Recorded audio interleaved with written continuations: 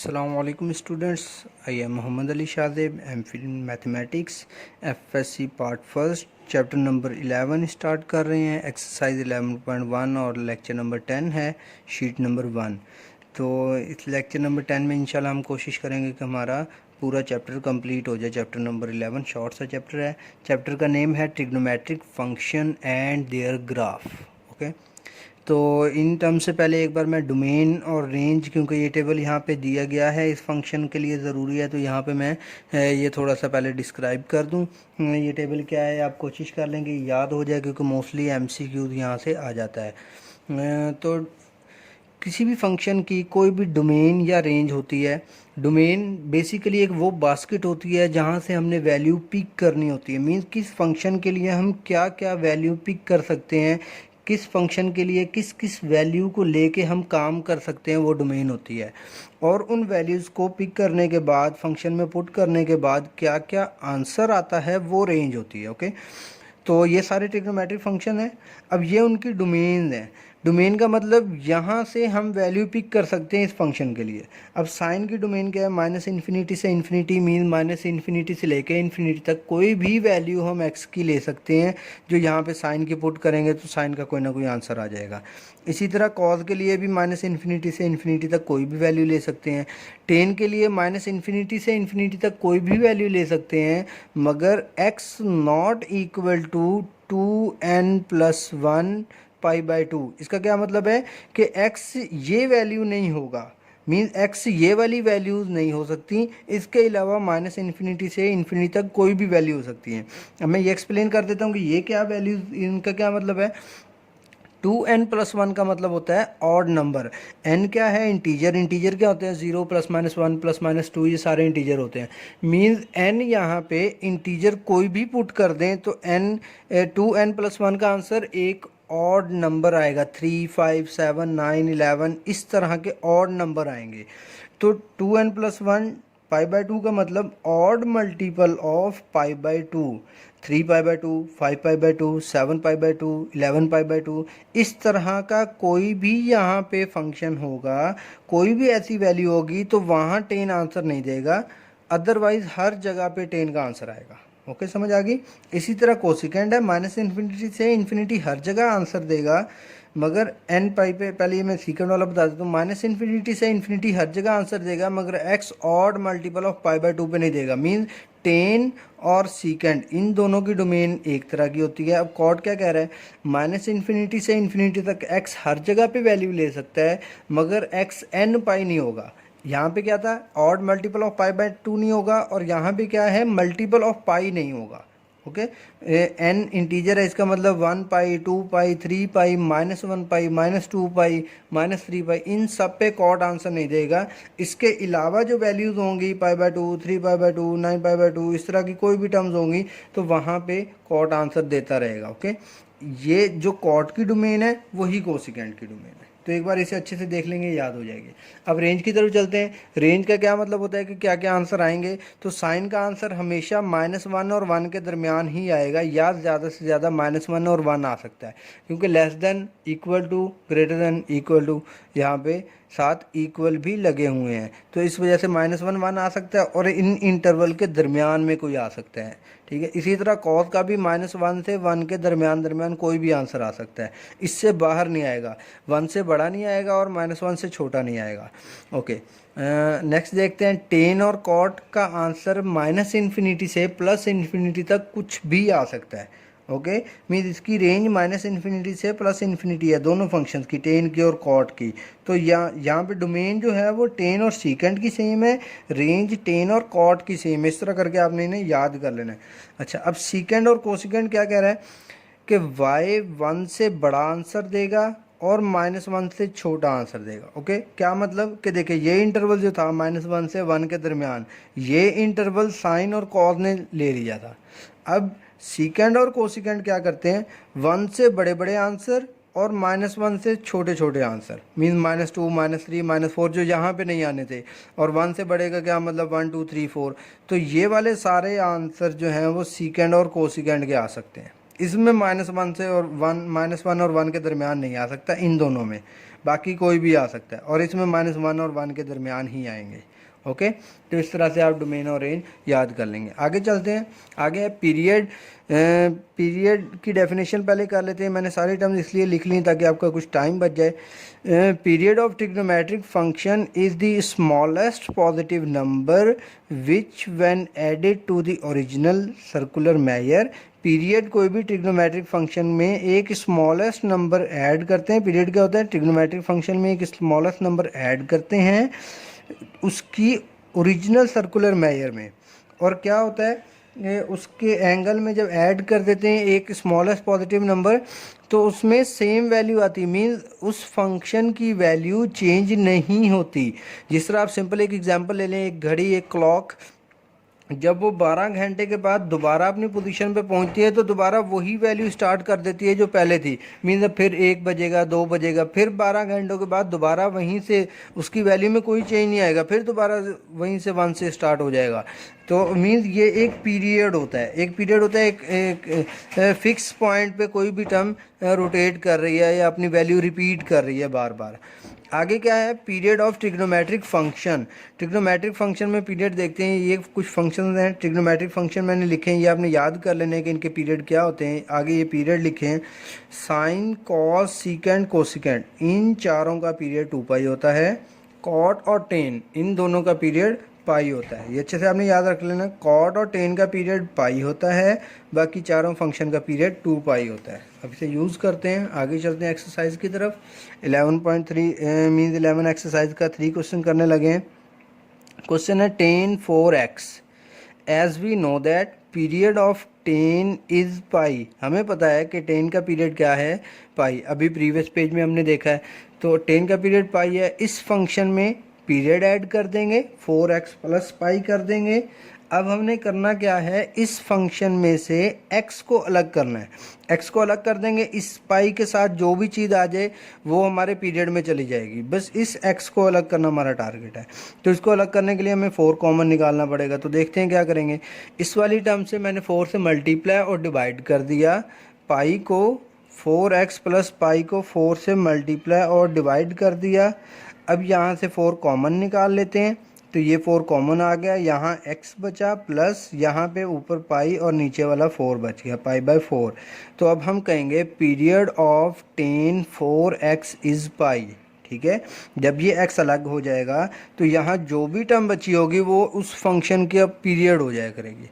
ठीक है, तो ये सिंपल सा है। इसी तरह एक और क्वेश्चन प्रैक्टिस करते हैं, अगर कोई चीज़ रह गई होगी आप यहाँ से अच्छे से समझ आ जाएगी। क्वेश्चन नंबर 6 है, cosecant x by 4, as we know that period of cosecant is 2 pi. हमने अभी देखा कि कोसिकेंड का पीरियड 2 पाई है, तो अब हम क्या करेंगे, यहाँ पे 2 पाई ऐड कर देंगे, x by 4 plus 2 pi add कर दिया। अब इक्वल टू देखते हैं, कोसिकेंड x बाय 4 मीन यहाँ से 4 कॉमन निकालना है, तो इसलिए मैंने यहाँ 4 से मल्टीप्लाई डिवाइड कर दिया 2 पाई वाली टर्म को। अब नीचे से 4 कॉमन आ गया, 1/4 दोनों में से कॉमन आ गया। यहाँ पे x बचा प्लस 4 2 ज़ा 8, यहाँ पे 8 पाई बचा। ओके, ये 2 था तो यहाँ पे 8 पाई बचा। अब हम कहेंगे period of cosecant x by 4 mean इस फंक्शन का पीरियड क्या निकला है, 8 पाई निकला है। जब ये x अलग हो जाएगा जो भी टर्म आगे बचेगी वो 8 पाई हुआ करेगी। ओके, अब आपने ये भी चीज़ ध्यान में रखनी है कि हर बार ये स्टेप करके दिखाने की जरूरत नहीं। अगर आप कर देंगे वेल एंड गुड, तो अगर आप ये टर्म नहीं करेंगे 4 से मल्टीप्लाई डिवाइड तब भी ठीक है। मीन्स अगर आप यहाँ से 1/4 कॉमन निकालें तो आपको पता है डिवाइड वाला 4 कॉमन आएगा, तो इसके पास नहीं है, यहाँ जाके मल्टीप्लाई हो जाएगा, 8 पाई बन जाएगा। तो आप उस तरह डायरेक्ट भी कर सकते हैं। ओके, तो नेक्स्ट देखते हैं, एक क्वेश्चन और देख लेते हैं। क्वेश्चन नंबर 15 है, 3 cos x बाय 5। ये क्वेश्चन है। इस क्वेश्चन में as we know that period of cos is 2 pi. हमें पता है कि cos का पीरियड क्या होता है, 2 पाई।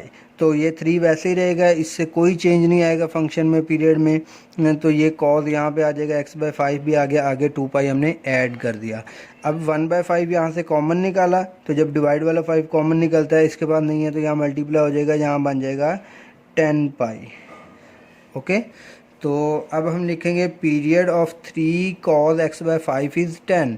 कि 3 cos x/5 का पीरियड क्या है 10 है। यहाँ x अलग हो गया तो यहाँ पे जो भी टर्म बची होगी वो उसका पीरियड बन जाएगी। अब ये 3 क्या कर रहा है, ये 3 ऐसे ही स्टार्ट से लेके एंड तक आ रहा है, इससे कोई चेंज नहीं आता पीरियड में। ये 3 सिर्फ मैग्नीफाई करता है, मीन इसका जो ग्राफ बनेगा उसे 3 टाइम बड़ा कर देगा, ह्यूज कर देगा। तो यहाँ पे जो भी मल्टीपल होता है वो मैग्नीफिकेशन के लिए होता है। अगर 10 है तो इसका मतलब इसका जो भी ग्राफ है उसे 10 टाइम कर दो, 10 टाइम बड़ा कर दो। ओके, तो ये सिर्फ मैग्नीफाई कर रहा होता है। तो इससे पीरियड में कोई फ़र्क नहीं आता। जो सर्कल छोटा डल रहा था अब वो 3 टाइम बड़ा डल रहा है। यहाँ 10 होगा तो 10 टाइम वो सर्कल बड़ा बनेगा। ठीक है, सर्कल से मुराद उसका पीरियड है, वो लाजमी नहीं है सर्कल है। एक टर्म इन्फिनिटी भी पीरियड होता है। सिंपल एग्जांपल ये देखें कि एक फिक्स रोटेशन के बाद वो दोबारा अपने इनिशियल पॉइंट पे आ गए, फिर दोबारा इसी तरह यहाँ से रोटेट होगा और ये रोटेशन के बाद फिर उसी अपने फिक्स पॉइंट पे आ जाएगा। ओके, तो मीन्स कोई भी टर्म रोटेशन होती है जब वो दोबारा अपने फिक्स पॉइंट पे आ जाती है तो वो एक रोटेशन एक पीरियड कहलाता है कि इतने राउंड के बाद वो दोबारा वहीं पे आ जाता है। ओके, वो शेप कोई भी बन सकती है। तो नेक्स्ट देखते हैं 11.1 कंप्लीट हो गई है। 11.2 एक्सरसाइज देखते हैं। 11.2 में 11.2 इंपॉर्टेंट एक्सरसाइज नहीं है ख़ास तौर पे भावलपुर बोर्ड वालों के लिए, क्योंकि ग्राफिकल क्वेश्चन उनके बहुत कम आते हैं। मगर जो बच्चे फेडरल बोर्ड के हैं या एक्स्ट्रा ब्रिलियंट ओवर स्मार्ट बच्चे हैं उन्हें चाहिए कि वो यहाँ से 1-2 क्वेश्चन लाजमी कर लें, ताकि अगर फर्दर वो स्टडी करें तो कहीं पे भी ग्राफिकल टर्म लाइफ में आ जाए। इंजीनियरिंग में, एमएससी में, मैथ्स के बहुत सारी टर्म में आती हैं, फिज़िक्स में बहुत सारी आती हैं, तो वहाँ पे उन्हें कम से कम आइडिया हो ग्राफ का। तो देखते हैं, एक क्वेश्चन लिया है y = -sin x और उसने उसकी डोमेन बताई है कि -2π से 2π तक ही हमने रहना है। मीन्स हमने इसका जो ग्राफ बनाना है वो -2π से लेके 2π तक ग्राफ बनाना है। ओके, ये मैंने नीचे शो भी किया हुआ है, ये वाली टर्म 2π है, ये वाली पोजीशन। ओके, तो देखते हैं। अब मैंने एक इस तरह का आप टेबल बना लोगे, उसमें ऊपर x की सारी वैल्यूज़ आएंगी, नीचे y की सारी वैल्यूज़ आएंगी। अब x की कहाँ से वैल्यू लेनी है ये उसने खुद बताया हुआ है कि ये हमारी डोमेन कहाँ से कहाँ तक है। अब मैंने यहाँ लिखा -2π, इसके बाद में ये इंटरवल लेना है। वो इंटरवल मैं पाई का भी ले सकता था, π/2 का भी ले सकता था, π/3 का भी ले सकता हूँ। मीन्स कोई भी ऐसा इंटरवल जिसको यहाँ से मैंने ब्रेक डाउन करना है, छोटे छोटे हिस्से बनाते बनाते 2π तक ले जाना है। यहाँ पे 2π आएगा। ओके, तो मैंने लिया π/2, तो -2π में प्लस कर दिया π/2, क्योंकि नेगेटिव वाली टर्म है, प्लस करेंगे तो उसमें से कुछ चीज़ें कम होती जाएंगी। तो इसमें प्लस किया, -3π/2 आ गया। आप ऐसे करके देख सकते हैं, -2π में प्लस कर दें π/2, तो जब इसका एलसीएम लेंगे तो ये -3π/2 हो जाएगा। ओके, तो फिर इसमें दोबारा प्लस किया π/2, तो ये माइनस का पाई बन गया। फिर प्लस किया तो -π/2, फिर प्लस किया तो 0, और फिर आगे इस तरह प्लस करता गया और एट दी एंड क्या आ गया 2π। मुझे यहीं तक जाना था क्योंकि -2π से 2π तक मेरी डोमेन है। तो ये पहले सारी x की वैल्यूज़ निकाल ली। अब इन x की वैल्यूज़ को 1 बाय 1 हमने पुट करना है इस फंक्शन में। इस फंक्शन को सॉल्व करके जो आंसर आएगा वो y का आंसर होगा। सबसे पहले मैं क्या करता हूँ, -2π यहाँ पे पुट करता हूँ, माइनस साइन बाहर निकाल देगा, प्लस हो जाएगा, साइन 2π बचेगा। अब साइन 2π पे साइन का क्या आंसर होता है वो y का आंसर बनेगा। तो यहाँ मैं बाय यूजिंग कैलकुलेटर आपको करके भी दिखा देता हूँ। कैलकुलेटर ऑन करते हैं। यहाँ पे ये फंक्शन है साइन का, आगे आप लिखे 2, शिफ्ट दबाएं, ये 10 वाला बटन दबाएंगे तो पाई आ जाएगा। तो इसका आंसर आया 0.1094। अच्छा, 0.1 आंसर है, मीन 0 हो गया। अब ये 0.1 क्यों आ रहा है, क्योंकि हमने कैलकुलेटर डिग्री में किया हुआ है। अगर आपने डिग्री में कैलकुलेटर रखा है, यहाँ ऊपर छोटा सा डी बना हुआ आता है इस जगह पे, तो अगर आपने डिग्री में कैलकुलेटर रखा हुआ है तो आपको वैल्यू डिग्री वाली पुट करनी पड़ेगी। मीन्स साइन 2π होता है 360, तो आप 360 पुट कर दें तो आपको आंसर 0 दे देगा। ओके, तो अगर आपने 2π ही पुट करना है तो आपको कैलकुलेटर को रेडियन में करना पड़ेगा। शिफ्ट प्रेस करें, मॉड प्रेस करें, नंबर 4 पे लिखा हुआ है रेडियन, 4 प्रेस कर दें, आपका कैलकुलेटर रेडियन पे हो गया। अब साइन 2 शिफ्ट दबा के 10 वाला बटन प्रेस करें तो 2 पाई पे भी अब 0 दे रहा है। ओके, क्योंकि अब 2 पाई रेडियन है, हमने रेडियन में कैलकुलेटर कर लिया, वो एग्जैक्ट 0 दे रहा है। अगर कैलकुलेटर डिग्री में होगा, वैल्यू रेडियन वाली पुट करेंगे तो वो थोड़ी सी टर्म उसमें चेंज आ जाएगी, मगर राउंड ऑफ करने से वो भी 0 ही बन जाता है। तो इस तरह आप कैलकुलेटर में पुट करके ये सारी वैल्यूज़ फाइंड आउट कर लेंगे। ओके, इसे फाइंड करने के बाद वेरी सिंपली आपने एक एक्स एक्सिस बनाया।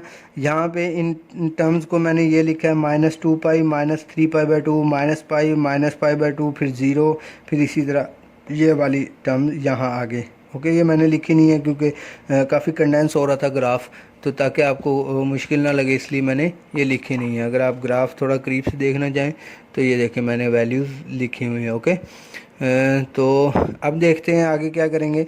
ये वाई एक्सिस में मुझे वैल्यूज़ कहाँ से कहाँ तक चाहिए, यहाँ से देख के हम आइडिया लगा लेते हैं। -1 चाहिए सबसे छोटी नीचे की तरफ, और ऊपर वाली टर्म में प्लस का 1 चाहिए, तो मैंने -0.2 का इंटरवल ले लिया, ऊपर की तरफ भी माइनस वाली साइड पे भी। ओके, अब मैंने देखा कि 2 पाई पे y की वैल्यू 0 है, तो ये 2 पाई है, y की 0, तो यही एक पॉइंट हो गया। -3 पाई बाई 2 पे y की वैल्यू -1 है, तो ये -3 पाई बाई 2 पॉइंट है, और y की वैल्यू -1, ये पॉइंट मिल गया।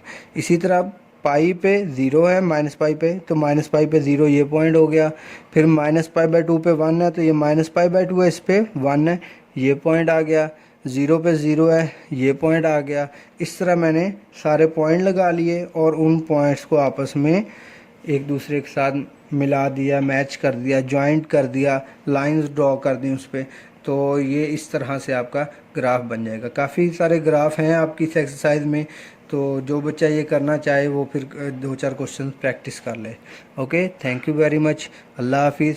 अपना ख्याल रखिएगा, और इन क्वेश्चंस को जो टर्म आप लोग पढ़ रहे हैं ऐसे साथ साथ प्रिपेयर करते रहें। ख़ास तौर पे फार्मूलाज अच्छे से याद करें ट्रिग्नोमेट्री के, वरना इसके फार्मूलाज के बगैर आप ट्रिग्नोमेट्री सॉल्व नहीं कर सकते। ओके, अल्लाह हाफिज़।